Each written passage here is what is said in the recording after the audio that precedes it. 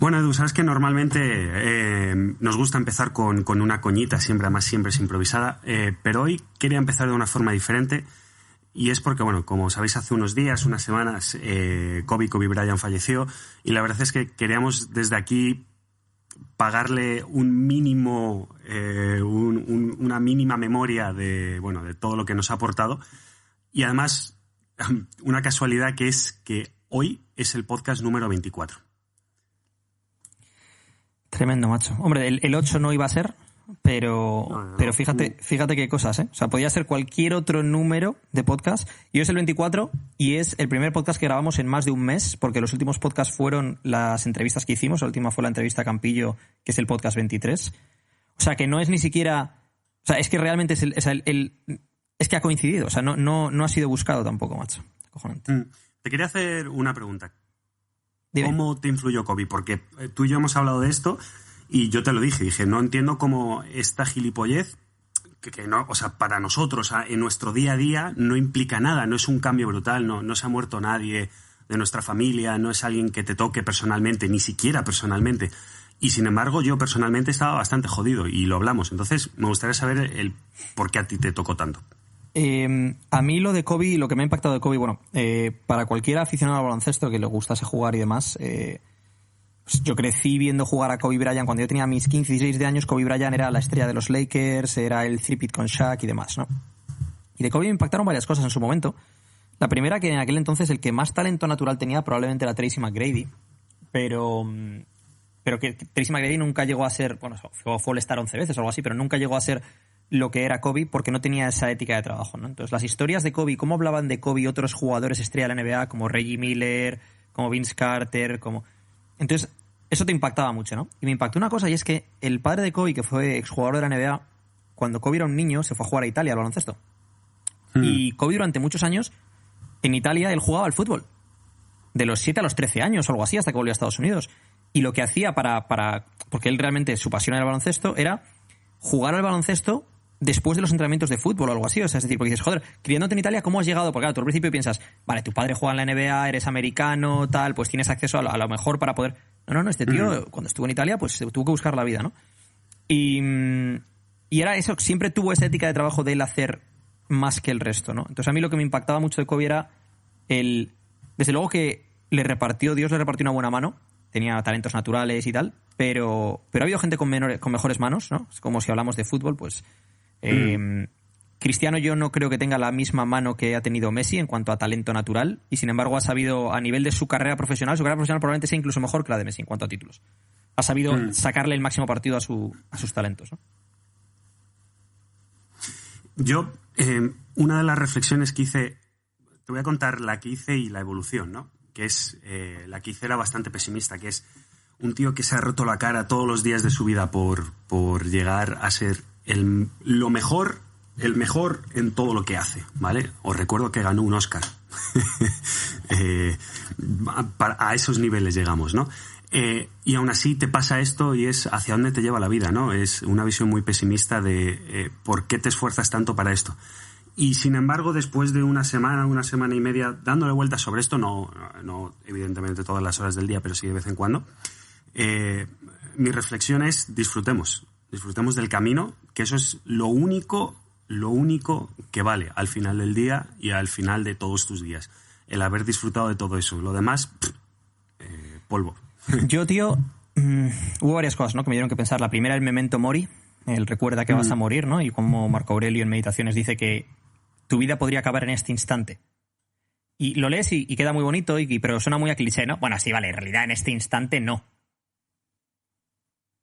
Cualquiera que coja un transporte público o un coche es que puede ser en este instante, puede ser que cruces en un momento dado un paso de cebra y haya un tío que venga con el coche que no... O sea, es que realmente puede ser en este instante, ¿no? Aunque tú no te des cuenta. Bueno, yo la semana pasada tuve un accidente de moto aquí en Tailandia y fue bastante más feo desde fuera de lo que luego las consecuencias han sido, ¿no?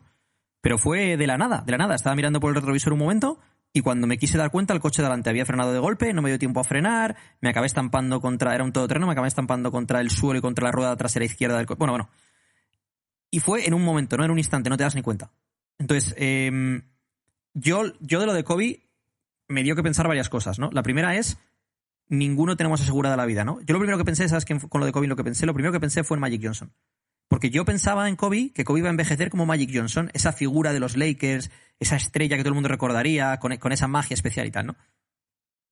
Y cuando te das cuenta de que Magic Johnson sigue vivo y Kobe no, es decir, como en tu cabeza tú tienes montada una historia, ¿no? La historia de tu vida y la historia de la vida de otra gente. ¿Dónde estaré yo dentro de 30 años? ¿Dónde estará este fulano? Y das por hecho cosas que nadie las tiene aseguradas. Entonces, que Kobe con esa edad, siendo un tío como era, un tío ejemplar en muchísimos sentidos, y que de repente la vida te quite todo. Ha sido un tío talentoso, trabajador, hombre de familia, megamillonario. O sea, es que nadie te asegura nada con salud. Es que no te asegura nadie nada, tío. Eso fue una cosa que me marcó. Y luego la segunda reflexión que tuve, y va en línea con lo que has dicho tú de lo del trabajo duro y por qué hacerlo y tal y cual, era un poco que yo creo que Kobe vivía en base a esta frase de Aristóteles, la mítica frase de Aristóteles que ves en Instagram y tal, ¿no? La de somos lo que hacemos repetidas veces, la excelencia es, por tanto, un hábito y no un acto. No es un acto concreto lo que te hace excelente, es tu día a día, cada acto, es cada cosa que haces, hacerla lo mejor que puedas para sacarle el máximo partido y para tú poder mirarte al espejo y decir, lo he hecho lo mejor que he podido. Y eso era Kobe Bryant, ¿no? Pues con esta reflexión voy a cerrar para acabar este tema con una cosa que es, lo primero es disfrutemos de este podcast y lo segundo, llevémoslo lo más lejos que podamos con la excelencia que nosotros mismos nos exigimos. Vamos a ello.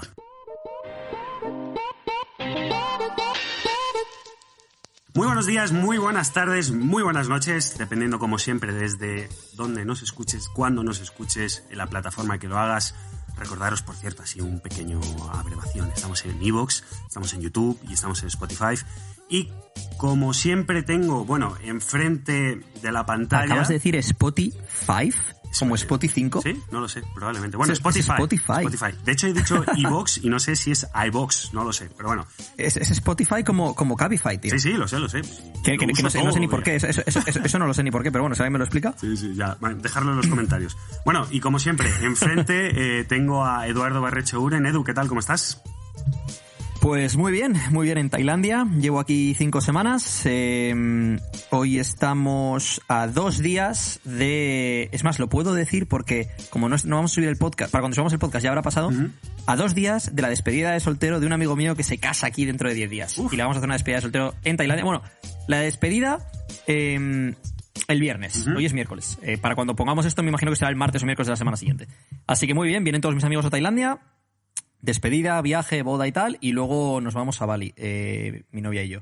Y hasta ahora he estado aquí un mes, macho, haciendo Muay Thai en AKA Thailand. Nice. Ya he visto los vídeos, ya me has estado contando. ¡Qué cabrón eres! La verdad que pasándomelo como un enano, disfrutando mucho, dándome cuenta de lo torpe que soy. Una cosa que me di cuenta es...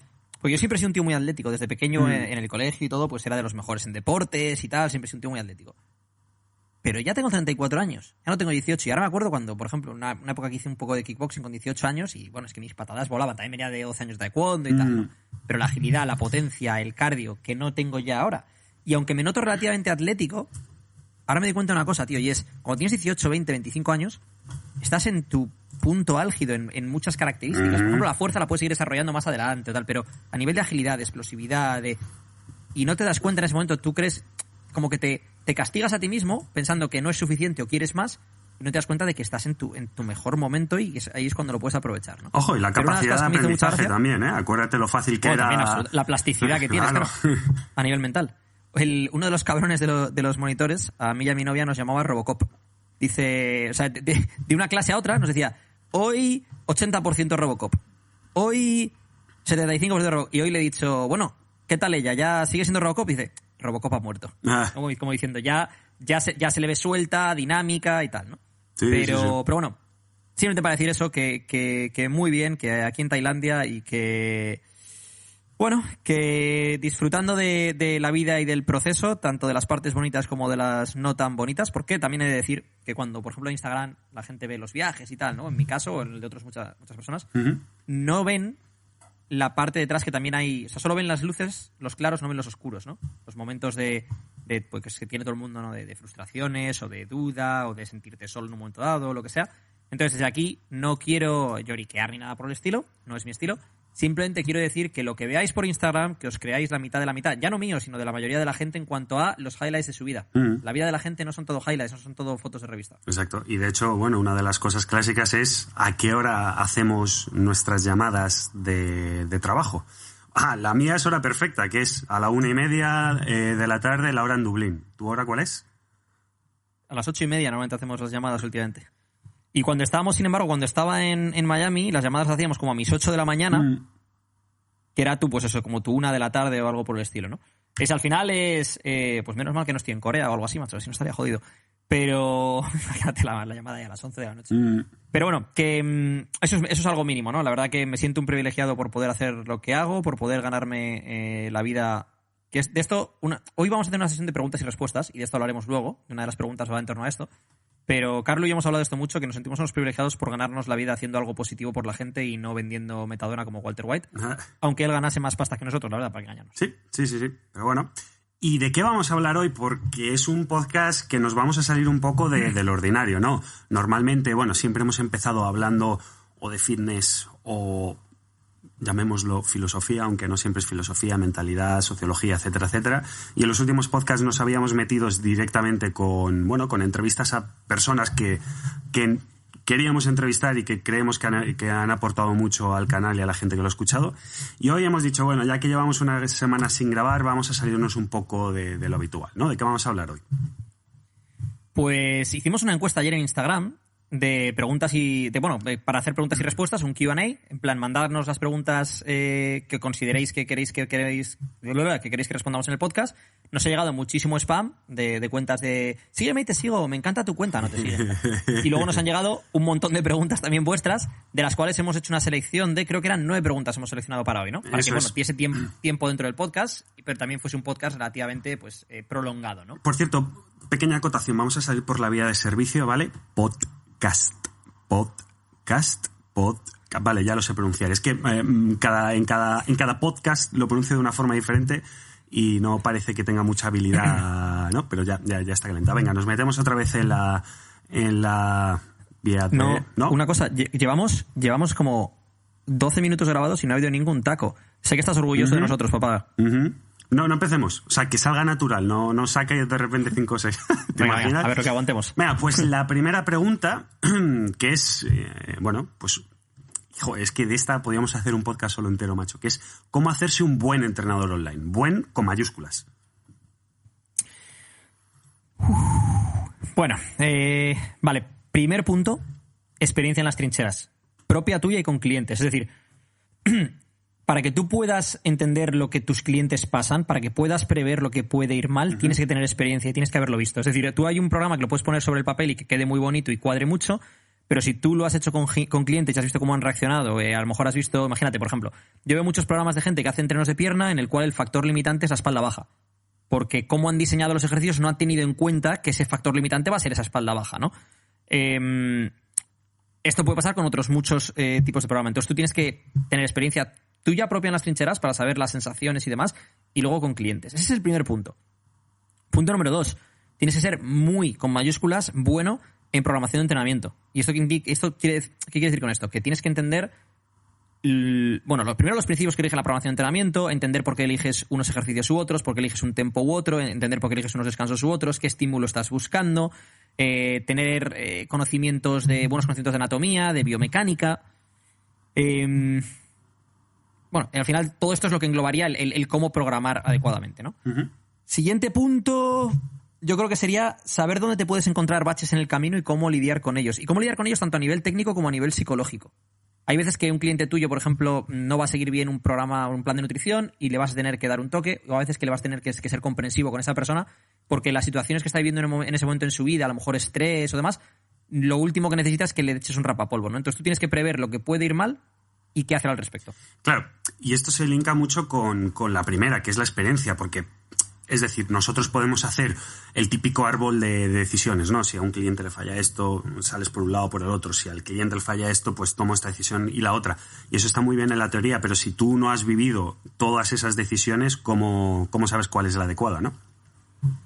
De hecho, tú y yo, cuando hacemos las llamadas de revisión de ajustes para 12, mucho de lo que tenemos es back and forth entre tú y yo, en plan, mira, esto es lo que ha hecho, pero mira lo que dice aquí en cuanto a su adherencia, en cuanto a su nivel de estrés. Bueno, mira, su adherencia no ha sido muy buena, pero viene de una situación estresante a nivel laboral. Pues mira, lo que yo le diría aquí en este momento sería que no se preocupe, que intente subir la adherencia, porque bueno, que todos pasamos por esto. O otra persona que en un momento dado, oye, tío, hay que darle un toque porque se le está yendo de las manos, sin excusa, entre comillas, y así no va a conseguir los objetivos que tiene. Y pequeño paréntesis para los clientes de 12. Por eso siempre os ponemos que nos pongáis todo el contexto posible, porque cuanto más contexto nosotros tengamos, con más información podemos trabajar y mejor va a ser el servicio, ¿no?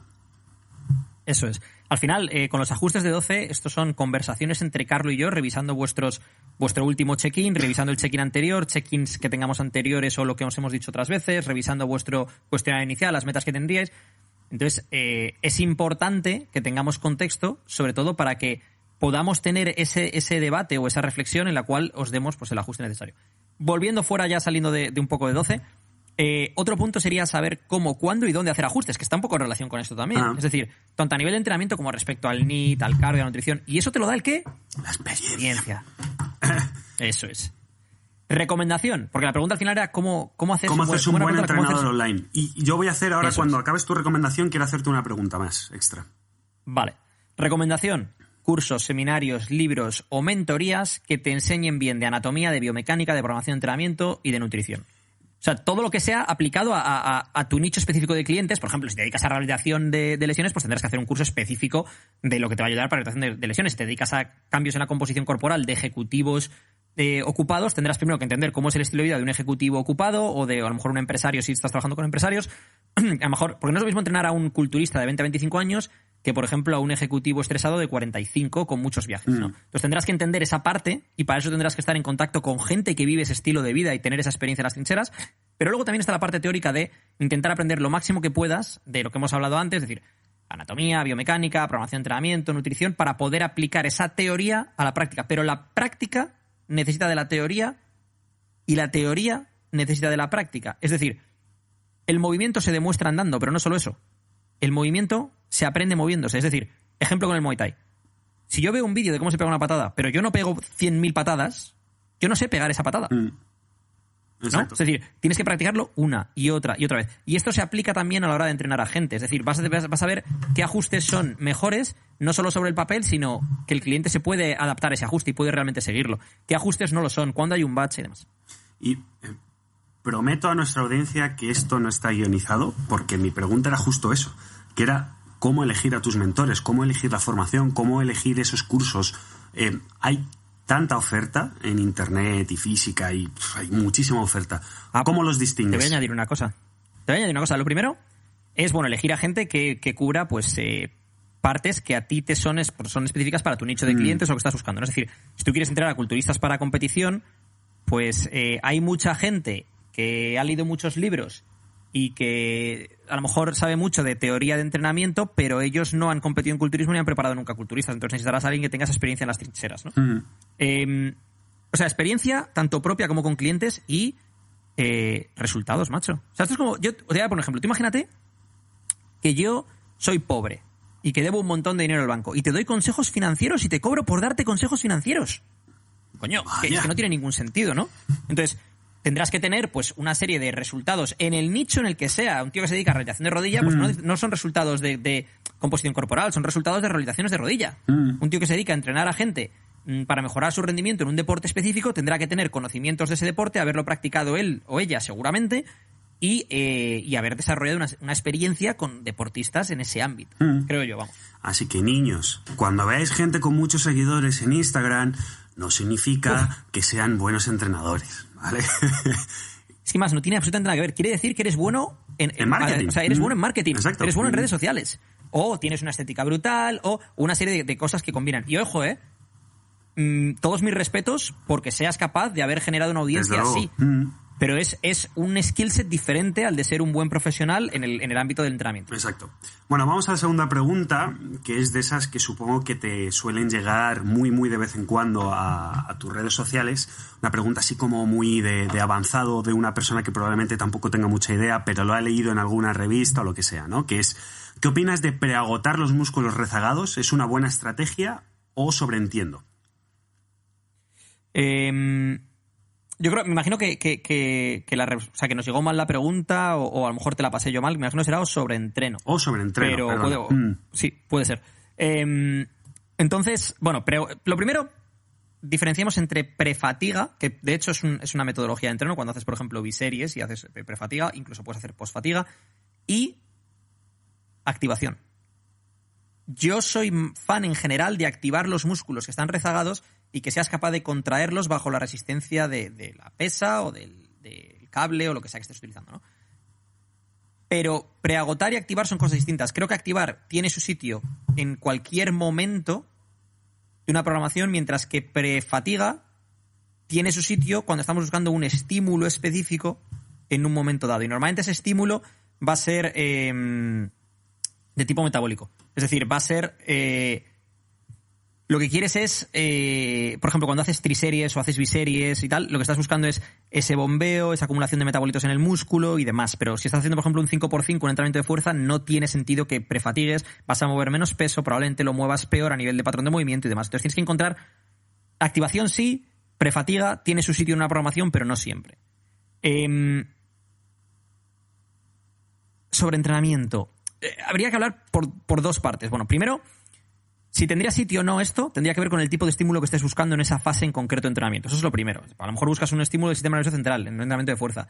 A lo mejor buscas un estímulo de hipertrofia funcional. A lo mejor buscas un estímulo más de tipo metabólico y lo que buscas son, pues eso, estrés metabólico, más bombeo, repeticiones más altas y tal. Y ahí sí que tendría a lo mejor más sitio esto, ¿no? Pero habría que diferenciar entre estrés sistémico y estrés local. Por un lado está el estrés sistémico al que sometes a todo tu organismo, y eso muchas veces no se tiene en cuenta a la hora de hacer programaciones de entrenamiento. Hay gente que hace programas que pone una barbaridad de series a lo mejor y es en plan, no, bueno, pero es que hace no sé cuántas de pierna, no sé cuántas de... Imagínate en un full body, no sé cuántas de pierna, no sé cuántas de espalda, no sé cuántas... Sí, cabrón, pero es que has puesto 40 series. Es que a nivel sistémico el organismo no es capaz de lidiar con eso. Y luego el estrés local, ¿no? Ponerte, por ejemplo, 25 series de pecho. Es que a lo mejor a nivel local el pectoral no es capaz de lidiar con eso. Entonces serían dos tipos de estreses distintos que tendríamos en cuenta a la hora de hablar de sobreentrenamiento. Segunda sorpresa del día, y esta te la he dejado votando, no has dicho ni un taco, para empezar, y segundo, no has dicho todavía la palabra depende.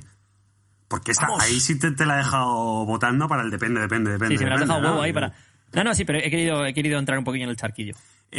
Tercera pregunta, y esta es un clásico, o de cachondeo, no sé lo que es, pero estoy interesado en la respuesta de todas formas, que es, ¿se puede adelgazar bebiendo 4 litros de cerveza los viernes y los sábados? Reformulo, ¿4 vale. los viernes y los sábados? ¿O entre los dos? ¿O cada uno? Claro, eso es lo que yo quiero saber. Eso es lo que yo quiero saber. O sea, más que nada por saber, o sea, eres una puta máquina, tío. Bueno, tío, tía, no sé, o sea, quiero decir, no recuerdo si esto nos lo ha mandado un chico o una chica, pero es que esto me pega mucho de jugador de rugby. Desde aquí un saludo a todos los jugadores de rugby, no os lo toméis a mal, pero ya sabéis que el tercer tiempo es un clásico, sí. Eso es.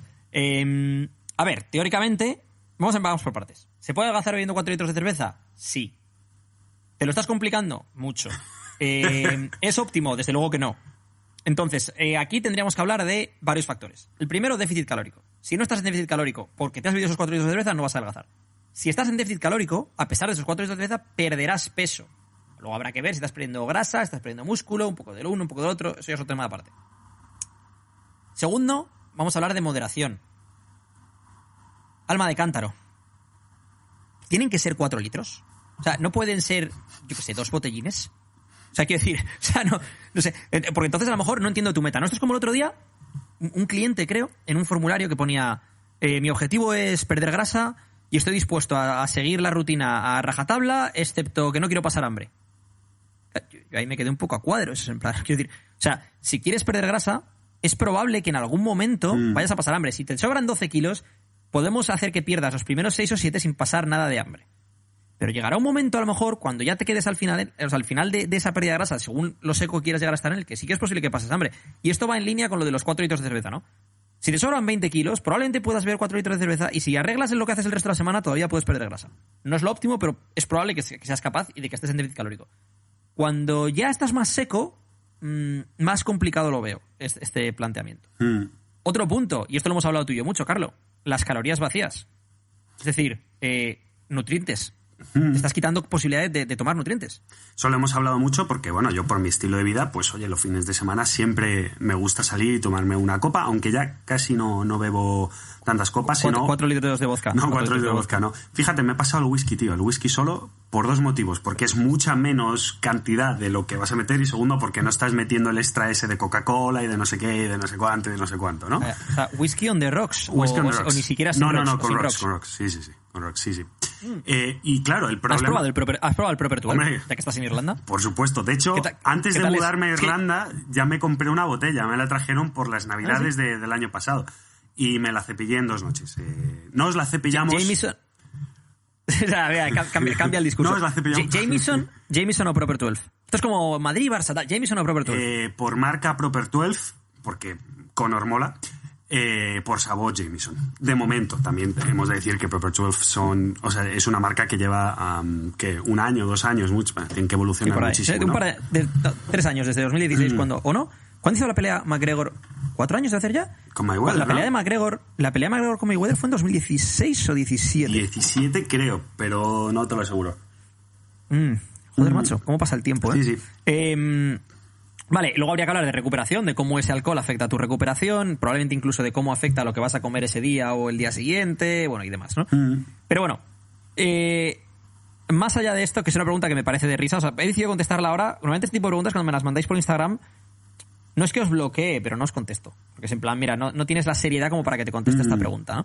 Pero bueno, queríamos meter un toque de humor también en el podcast y tal. ¿Y se puede perder grasa bebiendo alcohol? Sí, se puede, pero la moderación es importante y luego también tienes que saber si es lo óptimo o no es lo óptimo, qué estás dispuesto o dispuesta a sacrificar y, importantísimo, cuál es tu punto de partida, cuáles son tus metas y cuál es el time frame en el que quieres conseguirla. Si quieres una transformación brutal en 8 semanas o en 12, olvídate. Una progresión a largo plazo, pues bueno. Bueno, vamos con la cuarta pregunta, a la que voy a añadir una segunda pregunta al final, que es la pregunta original ¿es necesario tomar suplementos para conseguir una transformación? Y mi apéndice sería, ya que estamos, te lo pregunto, ¿qué se considera por suplemento y qué no se considera por suplemento? Interesante. Vale, bueno, lo primero, no es en absoluto necesario tomar suplementos para conseguir una transformación. Los suplementos son para... Qué mal, no me gusta nada lo de... nunca digo eso, pero bueno. Los suplementos son para suplir deficiencias o para mejorar el rendimiento o la recuperación.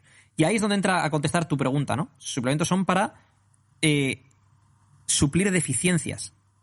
Por ejemplo, minerales, vitamínicas o, por ejemplo, sustancias como la creatina que comiendo carne roja la vas a tomar en determinada cantidad, pero es muy pequeña, entonces decides suplementarte con ella y mejora tu rendimiento, ¿no?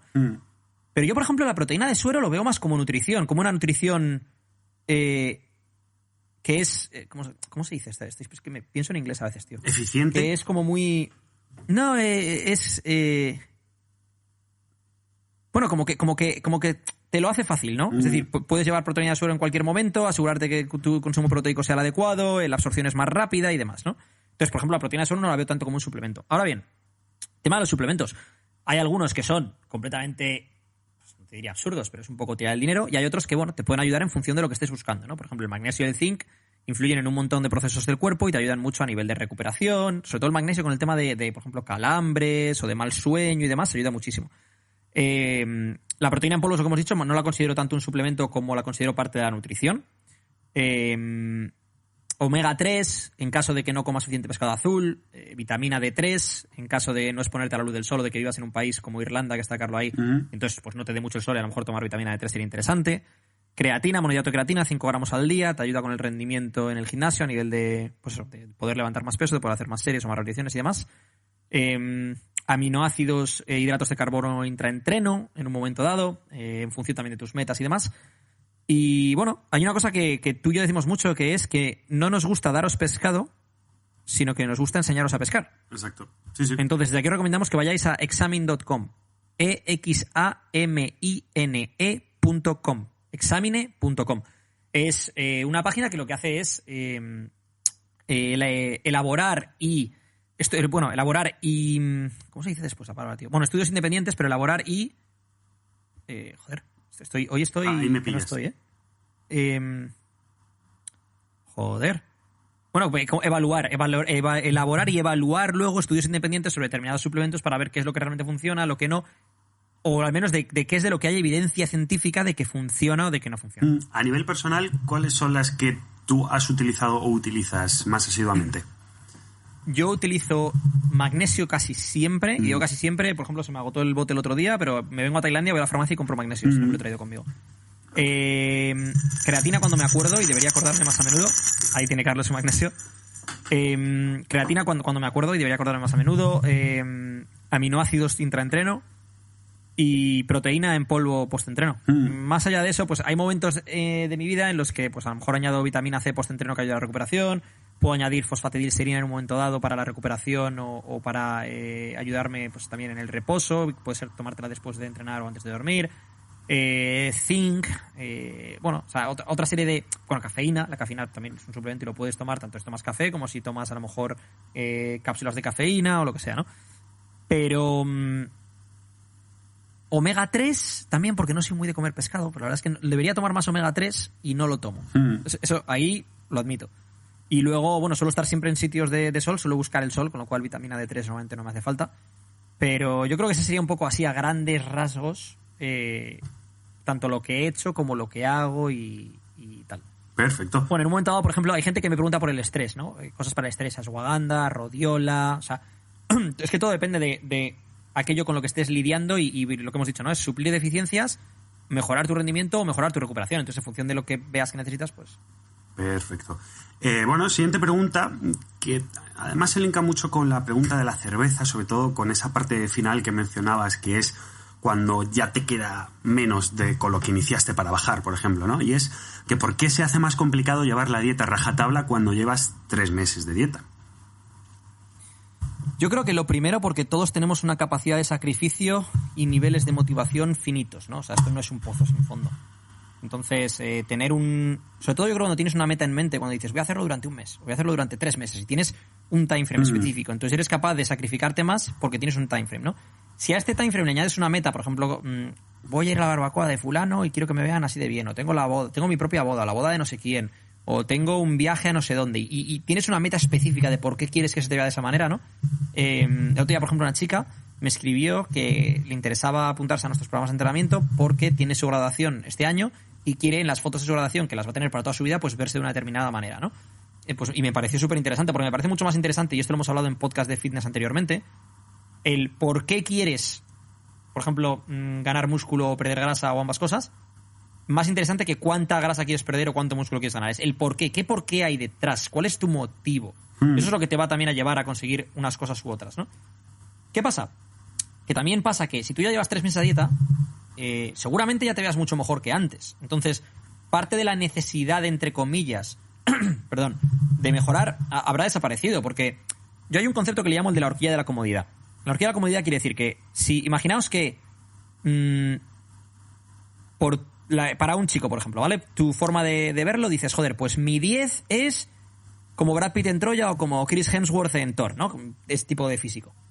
Y mi 7 es Brad Pitt en el Club de la Lucha o en Snatch, que está un poco más pequeño. Y mi 5 es... Bueno, pues se te va un poquito los abdominales y tal, pero que tampoco... Vale, entonces, a lo mejor tienes una época en la que estás luchando por conseguir ese 10, con más masa muscular, más masa no sé qué. Pero bueno, tu 7 te vale también ser un poco más pequeño y que todavía te veas con buen tono, ¿no? Entonces, si tú a lo mejor, cuando empezaste la dieta hace 3 meses, tenías en mente ese 10, pero partías de un 4, tenías esa necesidad de seguir progresando. Y a lo mejor ahora sigues teniendo en mente ese 10, pero estás en un 7/10 de tu escala, entonces, joder, ya te ves bien. Entonces tampoco tienes esa necesidad, o te miras al espejo y ya te gusta lo que ves, ¿no? Aparte de lo que hemos hablado antes del tema del sacrificio. Mi recomendación en estos casos, dieta flexible, es decir, utilizar aplicaciones como MyFitnessPal es muy útil, o incluso si ya te has acostumbrado, si ya has cocinado ya suficiente tú por tu cuenta, has pesado los alimentos y ya te desenvuelves bien, pues llevar una dieta flexible de 80% comida limpia, 20% caprichos o lo que sea. Y cuando digo 80%, 20% me refiero a la cantidad de calorías, ¿eh? No en plan, porque claro, 80% de la gente dice, no, he comido 8 veces brócoli y 2 veces una tarrina de helado de Häagen-Dazs. Ya bueno, es que las 2 tarrinas de Häagen-Dazs de helado es muchas más calorías de las 8 veces de brócoli. Exacto. Entonces, a nivel calórico habría que verlo, ¿no? Yo aquí tengo como una ruta que es que las novedades siempre están conceptualizadas como algo positivo, ¿no? Va, una novedad, venga, estoy excitado por hacerlo, ¿no? Y es un cambio en esa rutina diaria que tienes. Entonces lo conceptualizas, pues, venga, voy a empezar este plan y me voy a poner en forma, etcétera, etcétera.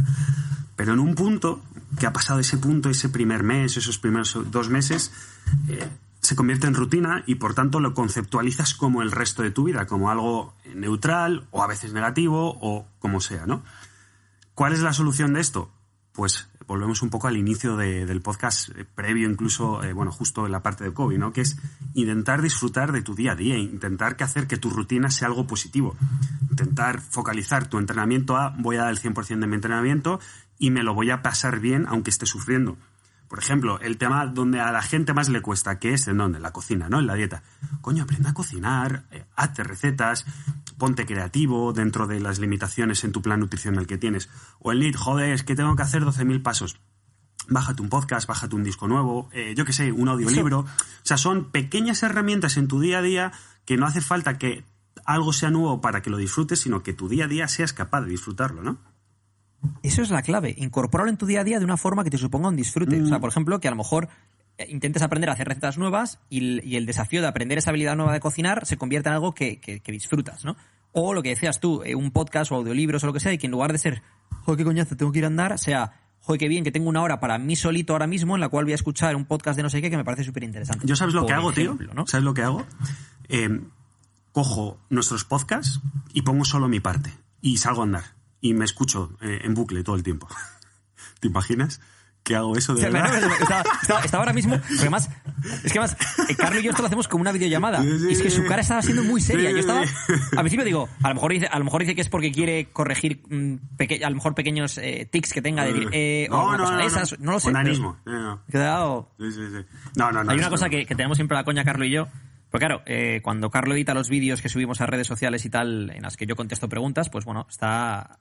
de escucharme a mí contestar preguntas, pues un poco para las orejas, digamos orejas. Sí.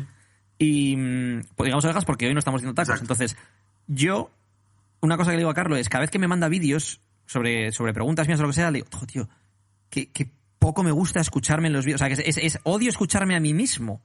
Y me dice... Pues imagínate yo que no paro de escuchar. Ya, tío, pero me está escuchando a otra persona. Es como si te escucho a ti. O sea, pero escucharte a ti mismo, que además escuchas una voz que no es la voz que te escuchas tú cuando hablas. Que además te sacas pegas a las cosas que has dicho. Tal. O sea, no me gusta nada. No me gusta nada. En fin, siguiente pregunta. Venga. Corrido velo. Y de repente ya nos salimos del fitness, yo creo, ¿no? Sí, más o menos sí. Y nos vamos ya otra vez a los charcos personales, sociológicos, filosóficos, psicológicos, como lo queramos llamar. Y es... ¿cuál es la cualidad que más valoras en una persona? Yo personalmente voy a decir 3 cualidades, pero que están entrelazadas. La cualidad es la lealtad. Y creo que ese es el motivo por el que adoramos a los perros, ¿no? Porque un perro te es leal. Y eso es lo que más valoramos, ¿no? Creo que la lealtad va de la mano también de la sinceridad, ¿no? En el sentido de... no sinceridad en el sentido de, joder, una persona que... lo siento, papá. He dicho joder. Uy, 2 veces. No en el sentido de no tener filtro y hacerte críticas destructivas constantemente. En plan, no me gusta eso que has hecho. O no, esto... tal. No me refiero a sinceridad en ese sentido, que hay gente que dice, no, es que no sé quién es muy sincero, pero es que... No, a ver, no me refiero a eso. Me refiero a sinceridad en el sentido de... ni siquiera en el sentido de que te mienta... Imagínate que yo te pregunto algo y tú hoy me mientes. No me refiero ni siquiera a eso, ¿no? Sino de... que tus acciones y tu forma de hablar y de comportarte sean coherentes y sean sinceras, ¿no? Que no tengan que no sea un ajedrez, como hemos hablado a veces de las leyes del poder, en el cual hago esto porque tengo en mente esto otro, sino que sean acciones genuinas tuyas y en ese sentido seas una persona genuina, auténtica y sincera. Eso y la lealtad. Perfecto. ¿Sabes cuál es la mía? ¿Y tú qué? La mía es... a ver cómo explico esto. La capacidad de contradecirse intelectualmente. Eso es lo que más valoro. Bueno, evidentemente lo que has dicho tú también, pero no me voy a repetir, ¿no? Pero... es en plan, yo valoro a la gente que intelectualmente es muy abierta de mentes y es capaz de debatir consigo misma. Aunque sean unos hijos de puta. Exacto, sí. Pero básicamente es eso, ¿no? Odio muchas cosas en la vida, pero sobre todo odio cuando la gente se apontrona en un motivo, en una razón, en una idea y no es capaz de salir en ella, ¿no? Y es algo que me molesta mucho porque a mí soy la persona antítesis de eso, ¿no? Tengo ideas en la cabeza, que tú y yo lo hemos hablado, ¿no? Pues tengo ideas de un lado y del otro, hablando de política de un lado del otro, hablando de economía de un lado del otro, hablando de sociología de un lado del otro, porque no soy capaz de decir esto no o esto sí de forma firme, ¿no? Y no sé si es positivo o no, pero me enorgullezco mucho de ser así. Por tanto, cuando una persona es de esta forma, pues yo la quiero en mi equipo, por decirlo de alguna forma, ¿no? Me encanta la frase esa de le quiero en mi equipo. Antes he subido, estoy buscando, no lo encuentro, he subido una captura que he visto en Twitter y lo he subido a mi Instagram para que la gente opinase al respecto. Entonces, déjame que la busque, porque te voy a explicar también, porque a partir de ahí he tenido una conversación con un par de personas en Instagram. Y es, los individuos deben de tener la libertad de decidir qué hacer con sus vidas, siempre que no dañen la libertad y derechos de otros. Y el Estado no debe entrometerse en absoluto. Lo interesante de esto es que desde un punto de la libertad todos estamos de acuerdo. Pero cuando hablamos de... Hay 3 palabras, yo creo, que a todo el mundo le inspiran valores nobles, ¿no? Todo el mundo quiere enorgullecerse de que enarbola la bandera de esas palabras. Una es libertad, la otra es justicia y la otra es igualdad. Y el problema es que estas 3 palabras son como 3 cabos que cada uno tira hacia un lado. No siempre van una de la mano de la otra, porque, en primer lugar, si hubiese igualdad, entonces no hay libertad. Es decir, hay igualdad absoluta, no hay libertad absoluta. Libertad absoluta, no hay igualdad absoluta, ¿no? Entonces, habría un debate, no quiero entrar ahora en un debate económico o socioeconómico de esto, porque podríamos tirarnos mucho tiempo con esto y además llevarnos el debate a donde no habría que llevárselo en cuanto a lo que es este podcast, que es contestar preguntas y un poco como dardos, ¿no? La justicia es un concepto que no es un concepto absoluto, porque a lo mejor a una persona le parece justa la igualdad y a otra le parece justa la libertad. Entonces, estas 3 palabras son palabras que todos como llevaríamos en el pecho enorgullecidos, y que de hecho hay una cosa que me da mucho por el culo, lo siento papá, ya me he metido en canción con los tacos, y es que los políticos, todos de un bando y de otro, se apropian estas palabras y se atacan unos a otros con estas palabras. Es decir, yo soy el representante de la igualdad de todos los ciudadanos de tal de no sé qué, y por hecho, y esto quiere decir que como yo soy ese, pues tú eres el de la desigualdad, hijo puta. Otro, yo soy el de la justicia de no sé qué, o el de las libertades de los ciudadanos. Entonces, como yo soy el de las libertades, automáticamente digo que tú eres el que va en contra de... Pero bueno, ¿qué es esto? O sea, ¿te has apropiado tú de la palabra? ¿Tú quién eres para apropiarte de esa palabra? ¿Y tú quién eres para decirme a mí, a este o al otro, que como tú eres esto, yo no...? Ese es el problema, que vivimos políticamente y sociológicamente en la era de los titulares, en la era de, pues ser capaces de absorber la mínima información posible para tomar una decisión rápida. Entonces, eso, en este caso hablando de los políticos, es un verdadero problema, porque lanzan mensajes muy simples, lanzan soluciones muy simples a cuestiones que son muy complejas y que son con situaciones y problemas que llevan dándose la historia de la humanidad, y que si hubiera una situación que fuera fácil, una solución que sea simple, ya se habría tomado, ¿no? Desde luego. Y además, el tema con todo esto es el populismo, ¿no? Barato. Tanto por un lado como por el otro, y al final cuando decimos, no, es que no sé qué partido es populista o no sé qué otro es populista, ¿no? Al final son populistas todos, es que al final todos lo que te están dando es una medida que lo que buscan es la aprobación del pueblo. Otra cosa que no me mola nada, por ejemplo, con el tema del populismo como tal, es cuando algunos partidos políticos o individuos se las dan de que ellos hablan en nombre del pueblo. Pero ¿tú quién eres para decir que hablas en nombre del pueblo? Es decir, por ejemplo, a no sé qué partido le han votado 10 millones de personas. Perfecto, tú hablas en nombre de a lo mejor esas 10 millones de personas, pero a otro partido le han votado otras 7, a otro 3, a otro 12. Sí. Yo qué sé. Pues hablarán. O sea, ¿tú quién eres para decir que tú hablas en nombre del pueblo? O tú eres el que tiene potestad sobre la palabra pueblo y sobre lo que piensa el pueblo. En fin, no quiero entrar en este tema, pero. Esto no es un charco, esto es un océano. Esto es un charcazo, eso es. Pero me ha gustado mucho el apunte que has hecho, porque nos lleva a esto. Y yo creo que todo el mundo tiene esa contradicción intelectual, cualquiera que tenga dos dedos de frente, ¿no? Que tenga luces, tiene esa contradicción intelectual.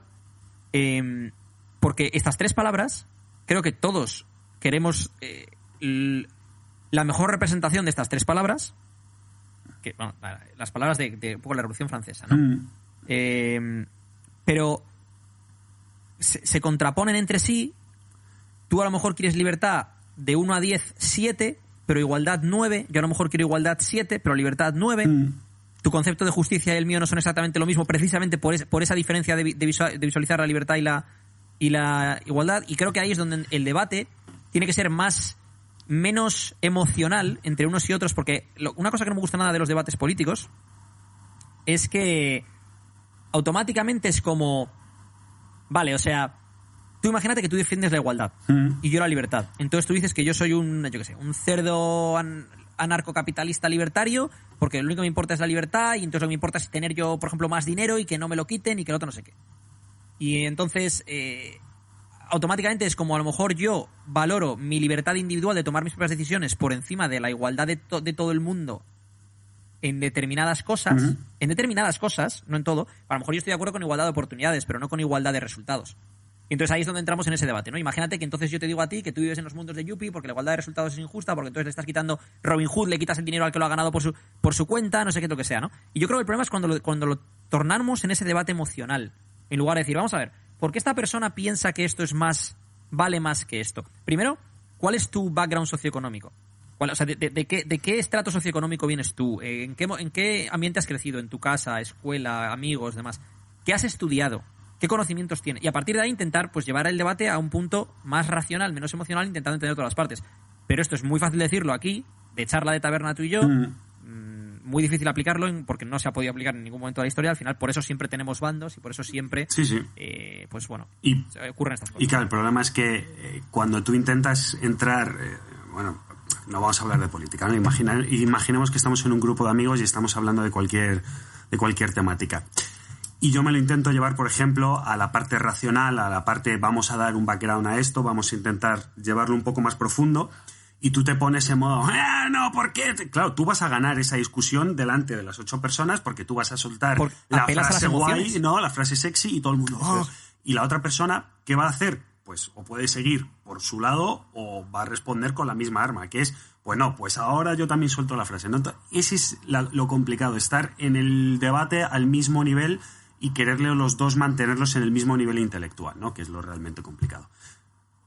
Hoy he leído una cosa en Twitter que es un poco conflictiva, pero que yo estoy de acuerdo y me ha parecido muy interesante, ¿no? No sé dónde está, no sé si lo voy a encontrar o no. A ver. Vale. Y esto es, atento, ¿eh? Esto es, porque esto puede traer cola, pero bueno, quiero explicarlo porque esto es el racionalizar versus emociones y esto es el apropiarse palabras o no, ¿no?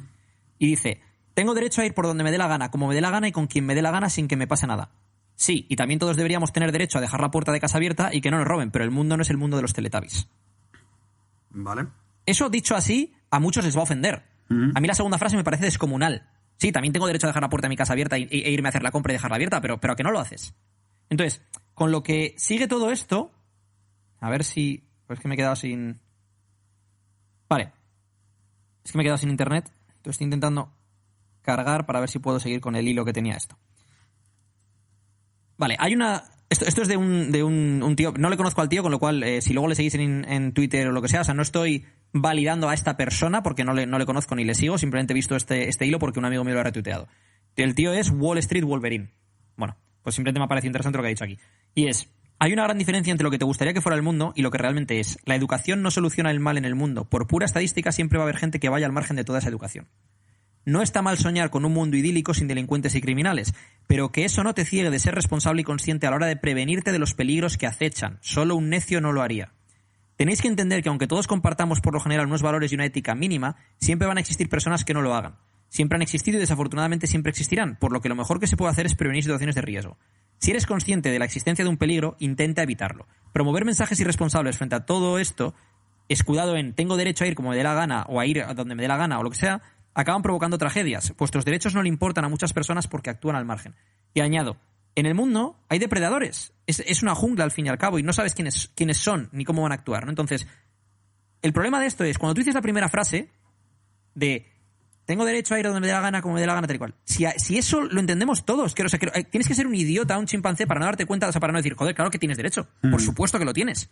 O sea, pero el punto interesante de esto es cuando alguien dice, bueno, pero es que no deberías hacerlo porque automáticamente parece que vas en contra de las libertades, parece que vas en contra de la igualdad, y es en plan, no, a ver, no te apropies de la palabra libertad ni de la palabra igualdad. Yo estoy hablando de sentido común, lo que decías tú, ¿no? Del background intelectual, de decir, no, es que yo puedo ir a ver un partido del Barça al Camp Nou con una camiseta del Madrid y teóricamente tengo derecho a que nadie me diga nada ni me pase nada, pero es probable que me digan algo, seguramente, como poco.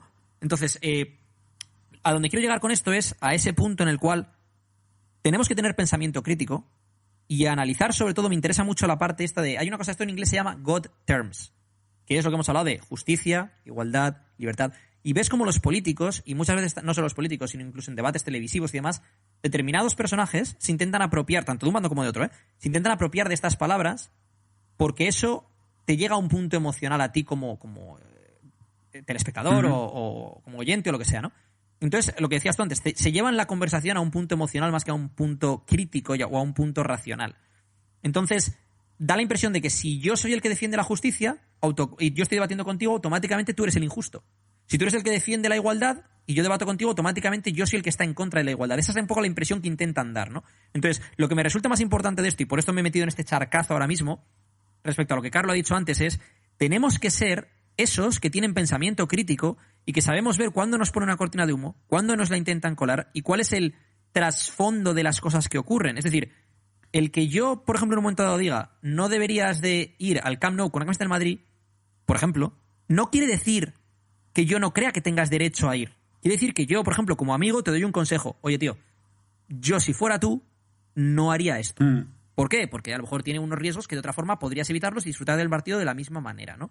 Yo ahí incluso deconstruiría un poco más, que es, yo creo que hay dos debates claros, que es, y no se deben de mezclar, y ese es el problema de Twitter, claro, que es tan fácil mezclar y desmezclar. Un apunte rápido. Dime. El otro día vi una entrevista de Ricky Gervais a Skavlan, y decía Ricky Gervais que Twitter es como si tuvieras un muro con todo lo que la gente escribe en los cuartos de baño públicos. Sí, exacto, sí. Es terrible. Y claro, yo deconstruiría en dos debates, que es el primer debate, cómo debería ser la cosa, ¿vale? Una vez que hemos acabado de cómo debería ser la cosa, cuáles son los ideales a las que como sociedad nos tenemos que agarrar para poder mejorar, etcétera, etcétera. Una vez hablado de ese debate, ya entramos en, por cierto, punto B. Las cosas son de esta forma. Vamos a hablarlo de esta forma, pero para mí mezclar ambos no es como mezclar las X y las Y, ¿sabes? Me encanta eso que has hecho. Lo primero es, vamos a hablar tú y yo, Carlos y Edu. ¿Cómo te gustaría que fuera la sociedad? Pues me gustaría... Vale, partimos de la base entonces, después de hablar de eso, es... vale, pues no eres un hijo de puta. Vale, pues tú tampoco. Vale, y ahora, ¿cómo es la sociedad en realidad? Pues es así. Vale, y ahora, ¿qué es lo que tú planteas para mejorarlo? Entonces el debate se convierte en un... A lo mejor lo que tú planteas, que es lo idóneo para solucionar la situación, no es lo mismo que lo que planteo yo. Pero ya hemos aclarado al principio que los dos buscamos esta mejora social. Exacto. Con lo cual ya dejo de pensar, eres un hijo de puta. Me ha encantado cómo has dividido eso como en dos capas, ¿no? En plan, la primera capa es el abrigo. Vale, y ahora la siguiente capa, ahora ya, debajo, la camiseta. Pero no me mezcles abrigos con camisetas. Claro, no tiene sentido. Lo que pasa es que es muy fácil. Es bastante mala, lo he hecho bastante mal en este caso. No, pero que es muy fácil, ¿no? Bueno, vamos a salir del charco que nos ahogamos, tío. Bueno, y ahora la pregunta 8. La pregunta... Dale. Que es... y es que esto... Voy a hacer una coñita, que es... de hecho, creo que la pregunta original no sé si estaba formulada de esta forma. Que era cómo practicar el estoicismo. No sé si la pregunta... No, te has saltado una pregunta. Perdón. Vuelvo atrás. Que es... Una buenísima. Sí. La profesión no nos define, pero si volvierais a nacer, ¿qué seríais si no pudieseis elegir la misma profesión? Político. No. Es que, con todo esto que estamos hablando ahora... a ver, todo depende. Si fuera... A ver, me gustaría haber sido deportista profesional si mis habilidades... físicas me lo hubieran permitido. Lo que pasa es que, por ejemplo, para los deportes en los que yo tenía más interés, a lo mejor no tenía dichas habilidades, porque a mí, por ejemplo, me interesaba más el baloncesto que el fútbol, por ejemplo. Entonces, no lo sé, la verdad. La verdad que estoy muy a gusto con quién soy y lo que hago a día de hoy. Tengo muchas cosas que mejorar para llegar a ser mi yo ideal, pero estoy... Es que te diría, me encanta, por ejemplo, lo que hace gente como Tim Ferriss, ¿no? O sea, Tim Ferriss en gran medida vive de sus inversiones. En su momento montó una empresa que se llamaba Brain Quicken, luego la vendió por una pasta, ha invertido en varias de las startups más exitosas. Luego, aparte de eso, tiene uno de los mayores podcasts del mundo, ¿no? Entonces, pero él ya, las cosas que hace, las hace por gusto. O sea, él ya no tiene preocupación con el dinero para vivir. Y entonces, pues, le encanta investigar sobre el ser humano. Las capacidades físicas, las capacidades intelectuales, cómo responde, por ejemplo, el ser humano a los psicodélicos, cómo responde el ser humano a intentar... O sea, cómo podemos hackear el cómo aprender, por ejemplo, jiu-jitsu lo más rápido posible, cómo podemos hackear el cómo aprender un idioma lo más rápido posible, cómo podemos... Entonces me parece súper interesante lo que hace, ¿no? Pero él tiene esa libertad y esa creatividad... La creatividad la tiene suya propia, me imagino, pero esa libertad de desarrollar esa creatividad porque no tiene, por ejemplo, problemas económicos, eso es. Entonces no tiene que preocuparse de otra cosa. Y esto es como el vídeo ese de YouTube de Alan Watts, ¿no? De What if money were no object? ¿Qué serías si el dinero no fuese un obstáculo? La gente dice, yo sería pintor, o sería poeta, o sería escritor, o sería director de cine. Entonces, creo que esta pregunta de la profesión que no nos define, pero qué es lo que nos gustaría ser si volviésemos a nacer, habría que dividirla en, por un lado, si no hubiese dinero de por medio, ¿qué es lo que te gustaría a ti ser? Porque es distinto a lo mejor me dices, no, yo querría ser no sé qué, pero tienes en cuenta pues el estatus social, tienes en cuenta el dinero, tienes en cuenta si puedes vivir de eso. Vale, pero si eso se quitase de en medio, if money were no object, ¿qué serías? Sí. ¿Es una pregunta directa? Sí. Si el dinero no fuese un obstáculo, yo personalmente, y pudiese ser lo que quisieras, a mí me fliparía ser director de cine. No es mi sueño, porque sé que objetivamente, bueno, no es que llegue tarde, pero es complicado, muy complicado en muchos aspectos, pero sería eso sin lugar a dudas. ¿Tú? Pues no lo sé, es que yo soy muy de explorar distintas cosas en distintos momentos de mi vida. Ah, bueno, claro, esa es otra. Yo quiero ser director de cine ahora, dentro de 2 años, sepa Dios. Claro, y con 45 quiero ser piloto de avioneta. Claro. Yo por mi forma de ser, y yo sé que tú para eso eres igual, porque tú exploras muchas áreas muy distintas, tanto a nivel deportivo como intelectual, soy muy de querer explorar cosas. Una de las cosas que dice Tim Ferriss es que en 6 meses de trabajo intensivo puedes llegar a ser del 10% de los mejores en la gran mayoría de actividades, ¿no?, del mundo. Por ejemplo, imagínate que tú te pones a hacer 6 meses de 8 horas al día de jiu-jitsu. Pues puede estar entre el 10% de los mejores en 6 meses. A lo mejor en este caso es un poco exagerado, ¿no? Pero para llegar a estar en el 2% de los mejores, hablamos de más de 10 años. Entonces, la diferencia entre ser mejor que el 90% o ser mejor que el 98% son 6 meses intensivos o 10 años intensivos. Entonces, yo soy de los que le gusta hacer algo hasta que soy bastante bueno en eso y luego explorar otra cosa porque me encanta el proceso de aprendizaje y el ir descubriendo capas nuevas y entendiendo cosas nuevas y demás, ¿no? Entonces, por eso no te sabría contestar esta pregunta realmente. Sí. Bueno, pues pasamos a la siguiente, que ahora sí volvemos al estoicismo, a algo que parece Vamos allá. Dios mío, todos lados hay estoicismo ahora mismo. Está muy de moda en el cine esto. Que es cómo practicar el estoicismo. Y la coñita que te decía es que no sé si esta pregunta o otra muy parecida no era cómo practicar, sino era una frase como, oye, que ¿cómo se hace esto?, ¿no? Que era como, bueno, ¿cómo abro esta botella o cómo hago este ejercicio? Y el estoicismo va más allá de eso, ¿no? No, es que la pregunta entera, de hecho, es que no te la he pasado entera. La pregunta entera era ¿cómo practicar el estoicismo y cuánto? Ah, eso. Eso, claro, para mí era como, pues, hacer un deporte o yo qué sé, o... Sí, ¿y cuánto? Pues 2 horas al día. Claro. A ver, la clave para mí está en el trabajo constante en uno mismo, en evaluar nuestras percepciones y cómo estas percepciones influyen a nuestras emociones, porque las segundas dependen de las primeras. A ver, que lo estoy liando.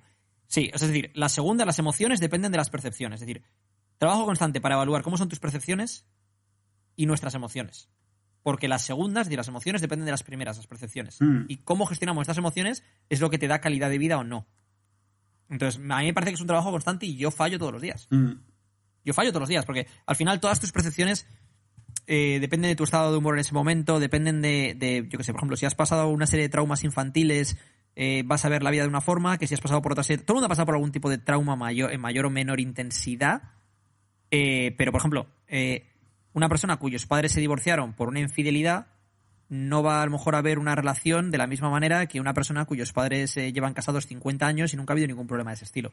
Una persona que le pegaban en su casa no va a ver las cosas igual que una persona que jamás recibió un palo en su casa y que solo recibía amoritas. Quiero decir, todos tenemos, o en el colegio si te han hecho bullying o no te lo han hecho, o si eras, por ejemplo, eras un figura en el colegio, tanto en deportes como en clase, o ibas un poco más retrasado que el resto, entonces siempre tenías ahí esa cosilla de no soy suficientemente bueno. Al final todos tenemos una serie de, en inglés dicen chip on my shoulder, ¿no? Una serie de complejillos que determinan cómo vemos el mundo. Entonces, lo primero es ser consciente de cuáles son tus complejos, que todo el mundo los tiene, ¿vale? Y el que dice que no los tiene es porque no es consciente de ellos realmente, pero todo el mundo tiene algún tipo de complejo, algún tipo de filtro, ¿no? Es decir, en lugar de ver la vida como es, hay gente que lo ve con un filtro rosa, gente que lo ve con un filtro amarillo, con un filtro negro, por poner un ejemplo, ¿no? Y esos filtros son tus pequeños complejillos o tus percepciones en base a lo que has vivido, sobre todo en tu infancia y tu adolescencia, que es lo que ha determinado cómo ves el mundo, ¿no? Entonces, lo primero es ser consciente de eso para intentar corregirlo, y lo segundo, ser consciente de si tus percepciones son realistas o no, o por qué están influenciadas, que va en relación con esto, y cómo afecta eso a las emociones que estás teniendo. Y cuando hemos llegado a ese punto, llegamos al punto de ¿y cómo gestionas esas emociones? Porque las emociones positivas y negativas las tenemos todos. Pero a lo mejor tú tienes mucha rabia y se te va la olla y le pegas un puñetazo a una pared. O a lo mejor tienes mucha rabia y se te va la olla y le pegas un puñetazo a otra persona. O a lo mejor tienes mucha rabia y te vas al gimnasio a descargarlo ahí. O a lo mejor tienes mucha rabia y dices, mira, me voy a ir a dar un paseo. Quiero decir, o tienes mucha rabia y explotas en un ataque de ira de gritar, por ejemplo. O tienes mucha rabia y dices, me voy a tranquilizar, me voy a meditar. Yo qué sé. Es decir, ¿cómo tú gestionas un momento, la rabia o la ira o yo qué sé, o la decepción o la tristeza o la alegría? Todos pasamos por distintos puntos, ¿no? Hay gente que con mayor intensidad que otra, pero ¿cómo gestionamos esos puntos? Eso es lo que marca la diferencia, porque sentirlo, eso lo vamos a sentir todos. Sí, desde luego. Bueno, pues la última pregunta ya, ¿no? No, nada que añadir a esto, macho. No, yo ya sabes que en esto... Me hubiera encantado que hubieras dicho, bueno, tenemos 2 podcasts sobre esto, podéis ir al podcast número 6 sobre estoicismo y al podcast... Aparte de eso. Sí, ahí hablamos de las herramientas estoicas para... O sea, qué es lo que podéis... ¿Cómo podemos... O sea, todo esto que hemos hablado de una forma un poco abstracta, en otros podcasts que hemos hecho hablamos de herramientas específicas que podéis utilizar para trabajar esto. Eso es. Y bueno, pues la última que además nos viene... que ni pintaba para cerrar, que es: soy cliente de 12, ¿alguna recomendación? Ay, amigo, tantas y tantas. Edu, empieza tú. ¿Sabes cuál es la primera para mí? ¿Cuál? Escuchar el podcast, tío. Escuchar el podcast, bueno, las fases de cosas de estoicismo y todo esto, pues muy bien también, ¿no? Pero eso es más para la vida, aunque te sirve también para el fitness. Pero sobre todo los podcasts que grabamos sobre fitness, porque tienen perlas de incalculable valor. Es decir, ahí... Uno de los problemas que hemos tenido siempre nosotros ha sido que, pues Instagram es una plataforma de vídeos de 1 minuto o de stories de 10 segundos. Entonces, en el podcast hemos podido abordar temas con mucha más profundidad. Por ejemplo, las distintas fases de una pérdida de grasa, cómo gestionar los baches, cosas con las que te vas a encontrar seguro cuando buscas un cambio de hábitos o una transformación, ¿no? En uno de los podcasts hablábamos de si tu entorno te boicotea en lugar de apoyarte. En otro de los podcasts hablábamos de qué hacer si, por ejemplo... tienes una cena social y entonces sabes que ese día vas a comer más, cómo afrontar los días previos ese mismo día o los posteriores, o lo que sea, ¿no? Damos un montón de herramientas en algunos de los podcasts que son muy útiles para alguien que está haciendo 12 o cualquier persona que está en un proceso de cambio o mejora de hábitos o de una transformación. Sí. Mi principal consejo es: sigue el puto plan. Es decir, has confiado en unos profesionales que te quieren llevar por un camino que... gracias a nuestro trabajo y a la experiencia, etcétera, hemos tenido muchísimos resultados. Sigue el plan. Confía en esos profesionales y síguelo al 100%. Si te dicen que gires 10 grados a la izquierda, cierra los ojos, giras 10 grados a la izquierda y sigues por ese camino con los ojos cerrados. Pero es para mí la mejor. Y eso yo creo que viene mucho también porque yo, por ejemplo, por los deportes que he practicado siempre... he tenido que tener mucha conciencia de que hay un maestro que es el que manda y tú ya está, o sea, tú dices que sí a todo, ¿no? Y en este caso creo que a mucha gente le falta eso, el saber que se tiene que dejar guiar por unos profesionales y en específico por Edu, que es la persona que está al cargo de todo esto, ¿no? Pero eso es porque esto es como la gente... Yo no voy al mecánico y le digo al tío cómo arreglar mi coche. Claro. O sea, yo voy allá que me lo arregle, ¿no? Pero la gente... Ya sabes que todo el mundo sabe de fútbol, política y fitness. Podcast número 9, no modifiques el plan que te da tu entrenador. Podcast número 8, distintas etapas entre una fase de pérdida de grasa. Podcast número 11, hábitos, estrategias y mentalidad de la gente que consigue transformaciones. Tenéis un montón de perlas en el podcast. Sí, ir a ir. Aprovecharlas. Pues vamos a cerrar esta perla, porque hemos pasado de la hora, 1 hora, 1 minuto y, 2 minutos más o menos ya, de un podcast... De la verdad es de los que mejor me los he pasado últimamente, ¿eh? Bueno, aparte de las entrevistas, es que siempre digo lo mismo, pero es que realmente es que me lo paso muy bien haciendo el podcast. Entonces, pues es que es real, cada vez salgo, joder, que la me verdad lo he que pasado. Sí, que además en este al final hemos entrado en un montón de charcos, tío, y los hemos tratado, yo creo, de una forma bastante sana, ¿no? Sí. O sea, sin fanatismos, intentando, buscar... los abrigos y las camisas hemos estado buscando, ¿no? Sí, utilizar el pensamiento crítico para buscar también en lugar de buscar la paja en el ojo ajeno, ¿no? Como si eso, no, ves la paja en el ojo ajeno, pero no ves la viga en el propio, ¿no? Pues intentar buscar, pues tanto nuestros defectos como los de el que está enfrente y también las virtudes, ¿no? ¿En por qué no estoy de acuerdo? Pues a lo mejor no estoy de acuerdo, no porque tú seas un cabrón o yo sea un hijo de puta, sino por esto, por lo que sea. Creo que lo hemos afrontado bastante bien en este sentido y no es por darme una palmadita en la espalda, pero me ha gustado mucho y creo que el enfoque que ha tenido Carlo de dividir ese debate en 2 debates distintos, creo que esa es la clave de la política y ahí es donde falla todo porque todo el mundo tiene que pensar, es que los del otro bando son unos no sé qué, y los del otro bando dicen, es que los de este bando son unos no sé cuántos, y yo me apropio esta palabra y tú eres unos no sé cuántos, en lugar de pensar, vamos a ver, oye, doy por hecho que la mayoría de la gente no son unos cabrones. La gran mayoría de la gente querrá, pues, el bien propio y el bien social. que de hecho suelen ir de la mano. Entonces, la diferencia está en cómo unos creen que pueden llegar a conseguir ese bien o cómo lo creen otros, y ahí es donde viene el debate, y en lugar de tirar de emociones deberíamos de tirar de intelecto. Me ha gustado mucho tu punto de las contradicciones, Carlos. Me halagas. Bueno, y... Es más, para cerrar el podcast, rápido. Creo que lo dije en otro podcast, pero una de las cosas que más me gustaba a mí en la carrera, cuando estudié económicas, era en una de las clases, me hicieron un par de clases, pero me acuerdo de una en las cual tú tenías que ir preparar una ponencia en grupo, 3-4 personas, para un martes, por ejemplo, y tú tenías que defender una teoría política determinada. Imagínate que tú pues defendías el keynesianismo, ¿no? Y que es muy intervencionista. Y a lo mejor llegaba otro y defendía pues a lo mejor la forma de ver las cosas de Hayek, que es de la escuela austríaca y es más libertario. Y la semana siguiente te tocaba hacerlo al revés. Entonces te tocaba buscar agujeros, como dicen los ingleses, ¿no? Holes in the game, agujeros en lo que habías defendido esta semana. Y te tocaba buscar virtudes a lo que habías estado atacando esta semana. Te ponías primero en un lado y luego te ponías en el otro. Para que fueras capaz de entender al otro. Sobre todo esa capacidad de empatía, ¿no? De saber absorber las bondades de cada... Porque, claro, es lo que has dicho. Todo esto está pensado, teóricamente, para mejorar la sociedad o mejorar una parte de la sociedad. Y todo eso se puede extrapolar, ¿no? Entonces, tener esa empatía suficiente como para saber los dos lados, pues es lo que nos falta mucho en nuestra sociedad, en este país y en todos los del mundo y en toda la historia de la humanidad, ¿no? O sea, eso no cambia. Pero bueno, creo que vamos en buen sentido a nivel... a nivel de sociedades en este punto de la historia. O sea, siempre al final esto es cíclico y bueno, ya todo se suele ir a la mierda al final. Joder, qué catastrofista. Pero bueno, creo que ha habido muchos avances en muchos sentidos bueno, eso lo vimos, ¿no? En uno de los podcasts de Factfulness. Eso es. Que por cierto, volveremos a ese libro, volveremos a las leyes del poder y volveremos al estoicismo. Perfecto. Bueno, pues con esta música que honestamente te lo digo, es la mejor entrada-salida de cualquier podcast, de cualquier mundo en general, vamos a cerrar. Eduardo Barriocheguren, muchas gracias por estar enfrente a la pantalla. Bueno, como siempre, Carlos, muchísimas gracias por todo y hasta luego. Hasta luego, chao chicos.